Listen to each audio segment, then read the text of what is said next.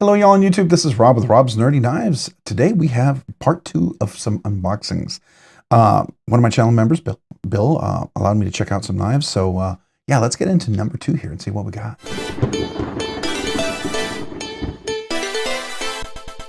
All right, today I'm opening a zipper pouch number 2. I already did the unboxing because it's part 2 of a 2-part unboxing. I had already checked out the Les George ESV. By the time you see this video, there's another video for another knife that he sent. It's a frame lock, little cutie little knife. This is another Les George, and this is the button lock. I heard about this, I saw this, and I'm like, man, love to check that out. And here we are, I'm getting a chance to check it out. So I am very grateful for that. So let's get into this. Yeah, if you were curious what I did the first unboxing with, it was with my Magnacut Mac 2, my 3.5-inch one. This is with the atomic wash. Love that knife, but here we go. The button lock. All right, so I love his cases, by the way. All right, so this is much bigger. It does have a little something on there. Let me see. Do I have a little claw somewhere? I'm not sure if that's food or hopefully it's not blood. Somebody cutting themselves. So we're gonna wipe that off just in case, because I want to. If nothing else, I return a knife in the same, if not better condition. Right? That's always my thing. If you're kind enough to allow me to check a knife out, I always take care of it. Right? So yeah, there's a little something there. So we're gonna wipe that off. Is there anything else? All right. So just want to make sure I take care of the knife. This is definitely one of these Grail knives, okay? Now, this is much bigger than the first one. All right, so first off, beautifully dead centered, same beautiful attention to detail. Similar clip like his first one, works pretty well. It's a little thin, but it does go into the pocket. I think it's got some good flexibility. 3 solid screws. Those look like T6s. We got T8s there. That looks like a T15, maybe a T20, something that looks pretty robust there. This is also on phosphor bronze washers. It's not on cage bearings, so keep that in mind. A couple of standoffs there. I got a blade pin stop and a button lock right there. Is that a traditional button lock? It is. It looks like it's a traditional plunge lock. Okay. All right. So there we go. We have the thumb studs, single deployment method. Well, I mean, you also have the button lock, right? And I'm not sure which way. Oh, there we go. All right. So let's first do the thumb stud. It does have a little crown on top there. Right? So it's not a straight barrel. Let's see. That's incredibly smooth. All right, so this thumb stud is a little bigger than this one, definitely a little smaller. All right, so I think this sticks out. That's interesting. All right, so let's do that again. Wow. Hold on. Oh, wow. That is, let's do it reverse. Holy cow. All right, so like a traditional blunt lock, you usually can, yep. I can just let the weight of the blade open here. That's nice. Wow, that's crazy smooth. Hold on. That is crazy smooth. Wow. Okay. All right. Yeah, there's no bonus flick. It's just it's the thumb studs or the button lock, which is nice. But this is USA made, high quality. And so it looks like he uses the fluorinated grease that you see like on Chris Reeve Umnumzon. Some people are big fans of that. I'll use nano oil 85 weight. That can also work, but the grease also works well. I mean, it does have some better properties. It stays around a little bit more. Beautifully dead centered. This is also a Magnacut. We'll take a zoom in here in just a second. I like the thumb studs T6 there. Okay, very cool. There's the button lock, and I think the point of this is, let's see here. Okay, so this is so that the button lock can go all the way through. Okay. Probably for control. Oh, okay. Oh, so that's different. All right. So traditional button locks, you are pushing, so the plunge grind, the plunge lock itself, usually comes in where I'm pushing on this side. So when I push in, typically the plunge lock will be pushed up to engage, right? So, okay, well, now I'm thinking backwards here. Yeah, no, it's the same. So it pushes up to engage. I was thinking it was reversed. Somehow my brain's kind of shorting here because of this thing. I'm not thinking correctly. But I guess it's traditional button lock. But I like how this, maybe it's because it's more robust, larger mechanism. This allows it to really be secure in there. But man, that action is ridiculous. Look at that. Wow. That is really crazy. And it's so smooth too. That is really nice. Yeah, for sure. Okay. Whew. All right, so that's the fluorinated grease that I was talking to you about. All right, and that's typically where the plunge lock, so this is the barrel, if you will. So it's like a little barrel, kind of like goes down the tube and then the barrel. So here's the tube, and the barrel will come into this, but it's at an angle. So it comes down and kind of hits it at an angle. And that's sort of like similar to what you see on a detent on a frame lock, right? So the detent, the frame of the blade, as it comes in, and the angle of the tang of the blade is a little bit of an angle, and then the lock bar comes in on it. So we instead of engaging like that, the button lock or the plunge lock, instead of when it like here, it would open and then the lock bar would clip behind it. You've got a plunge that comes down and goes into that little area, which is this area right here, and that's where it engages, and it is in there solid. I mean, absolutely solid. No blade play. Got a little, a little plunge lock detent. It's really a plunge resistance. It's not really a true detent, because a detent is a detent ball going into, on a lock bar going into a hole in the blade, which is the detent hole where the detent ball goes into. This is different. It's plunge lock, right? So still very nice. Very nice. Oh, man, this is nice. This is much bigger. much bigger. And you can kind of choke up right here. You can do a little choke up with bigger hands, but definitely have a lot of room. I have large hands with big meaty fingers, so extra large hands with normal size fingers, double extra large hands with thinner fingers is about your grip. Definitely big meaty hands, extra large, maybe even double extra large, I would say. So let me just compare it to the knife. I already did the unboxing, so we can kind of compare the size between the two. But here we go. So this is the ESV. This is a frame lock. It's definitely a little one. This is like a mini Les George. And then you've got the button lock. This is much bigger. We'll do measurements in the full review, right? I will absolutely do that, but you can see the difference in this. Different aesthetic, blade shape and everything. This has the swedge. I would say this is a drop point. This is more of a drop point. I don't know if there's a word for this. There's jimping. It doesn't really lock you in, but it's definitely aggressive, that if you had like gloves on or something, it would definitely work, right? Oh, there's the plunge lock. What am I talking about? Why was I thinking that was a plunge lock?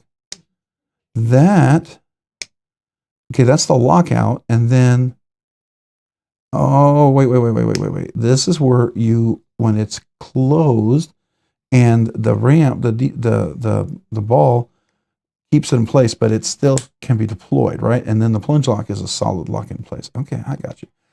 All right, it's like the stop pin and the close pin, right? So when you have the open stop pin and the close pin, sometimes they're the one and the same on a knife, sometimes they're different.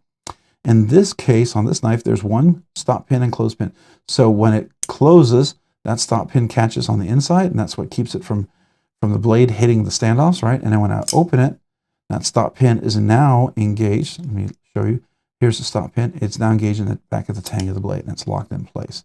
So that is now sometimes they can be different, right? Depending on the backside of the tang and how you design it.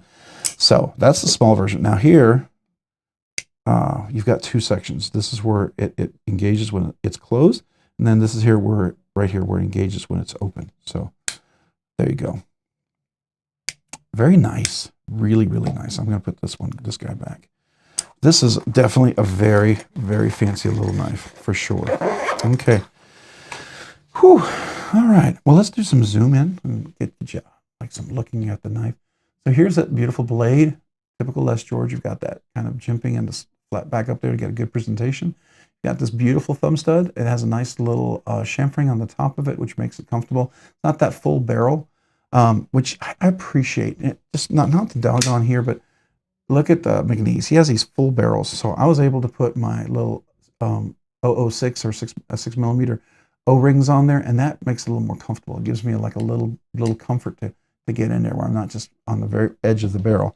This has been chamfered. Even on the backside here, it's lightly chamfered. It's not as much, but it's definitely on this side, which is important on a big knife like that. It is Magnacut, a polished stone wash blade. I like the fact that there's a thumb studs on both sides. Nice swedge, which is aesthetic and functional. Allows you to turn like a rudder, as we talked about before, right? Then you have the button lock that is on this side here. This is what engages.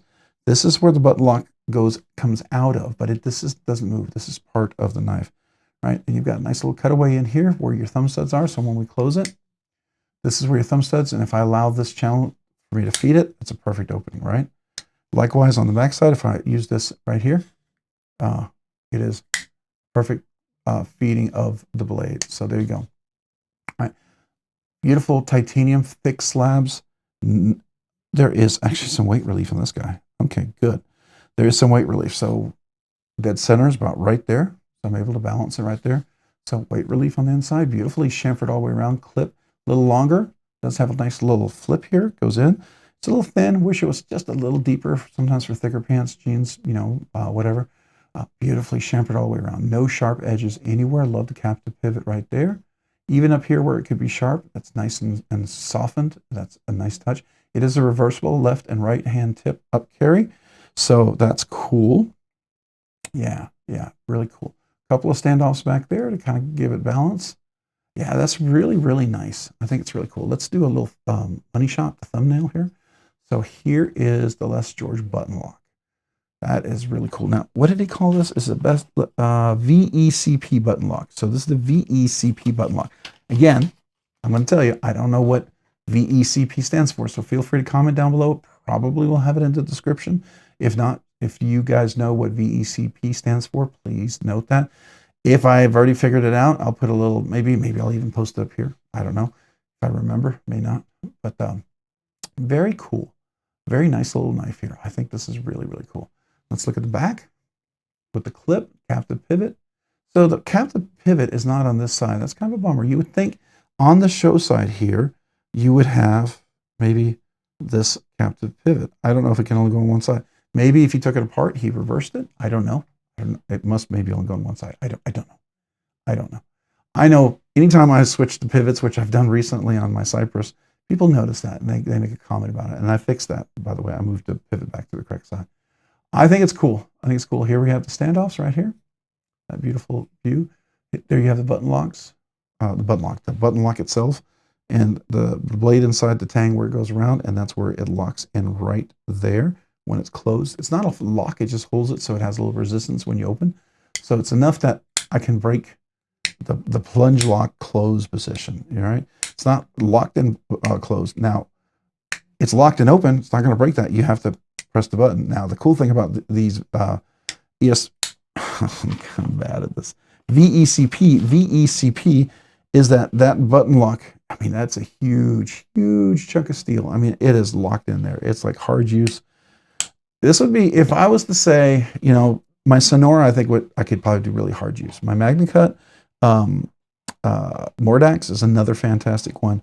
But this, I feel like this could kind of be the king. This could be the king of all of those. This would be a cool knife to have in the collection. I would not shy away from having an opportunity to have one of these in if I had the funds at the time. That would be the only key there, because these are not cheap. But they're USA made, quality knives.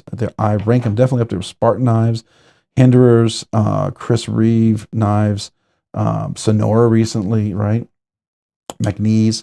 Those are all some really premium, nicely made USA manufacturing shops. So appreciate that. These are not giant production runs, so they're going to be smaller batches. They're going to be run by, you know, you may still have a bunch of employees working for him and doing this, but it's a little different. You know, McNeese, when he first started in doing these, he didn't have a bunch of employees, but his shop is absolutely growing because these knives are so popular and wonderful.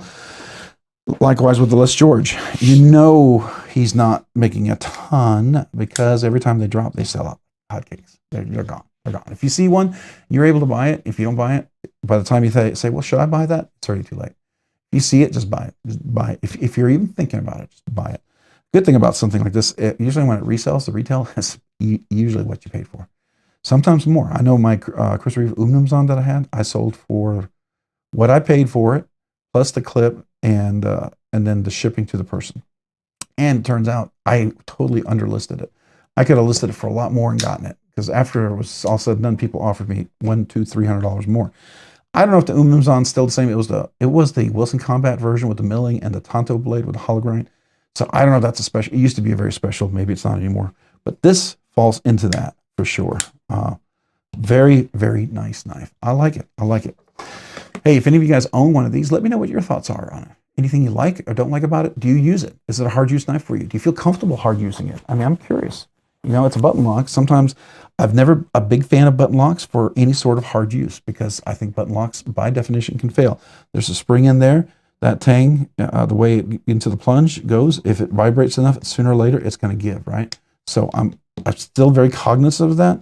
If you're doing pounding sort of work or vibrational work, or even vibrational work where you're constantly working against it, because if you're constantly working against it, the plunge may creep up and then release. But if you're just cutting hard stuff, I feel like this would be really good. So I don't know. Love to hear your thoughts. I don't know yet because I haven't done my review. A review is coming. This is my first impressions, unboxing, just tell you how I feel as I'm experiencing it. Sometimes it's good, sometimes it's not. Sometimes if it's not, my review is not good. Sometimes if it's not and my review is good because I was a dummy and didn't realize it. Sometimes I feel really good about an iPhone unboxing. And then after a while, I'm like, there's some things I don't like. They're all different, right? But they're my honest impressions. So you let me know what you think. Hey, if you found this content fun, interesting, worthwhile, or entertaining, would you please consider hitting that like button down below? And if you've already hit that like button, would you please consider hitting the subscribe button down below? Subscribing and liking the channel really helps me out. It allows me to produce more content, do more things, ultimately do more things for you guys. So thank you. Things like checking out knives that some of you channel members and subscribers allow me to check out. Thank you. Thank you. I really appreciate it. Yeah, and I'm humbled by that. I just want you to know that. So appreciate the members, the subscribers, the people who comment, the people in the live stream. Thank you for liking the stuff and for subscribing and all that good stuff. If you haven't already, hit that notification button down below as well, so you can be notified of future content like this video and other video. And a big shout out to my channel members. Man, thank you. Sincerely, thank you. You guys really allow me to produce more things, because I don't do this full time. I'm part time, right? So I do this for fun, and you guys encourage me to keep going. So thank you.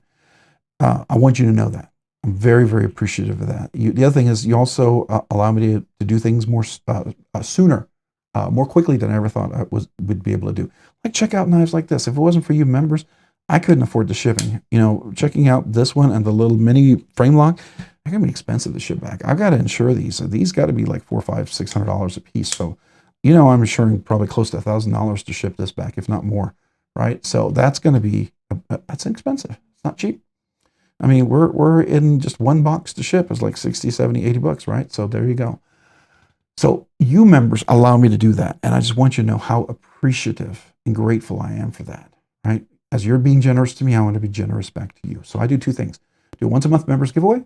If you're interested, please check it out. You know, it's a small way for me to say thank you. I try to do a budget banger giveaway every week. But once a month, I try to do a members exclusive on top of the budget banger giveaway. And that will include, you know, a nicer knife, not just a budget banger. We're talking a knife over $100, sometimes even up to $300, right? It happens. So that's my way to say thank you for that members exclusive giveaway. The other thing I do is also I'd love to send you a channel sticker. So email me if you've never gotten a channel sticker and you're currently a member right now. Never requested a channel sticker and you're currently a member. Email me with your name and address. I'd love to mail you that. And a little note saying thank you. Sincerely, I mean that. That includes you, brand new channel members, members who've been members all along and never asked, anybody who was a member and then became, you know, then their membership stopped, but then became a member again. As long as you're a member right now, I'd love to mail you a channel sticker and a little thank you note. I really do mean that. So also, if you haven't checked me out already over on Instagram, do at Robs_nerdy_knives. Again, that's on Instagram at Robs_nerdy_knives. Thanks so much for watching. Have a great day and a great week.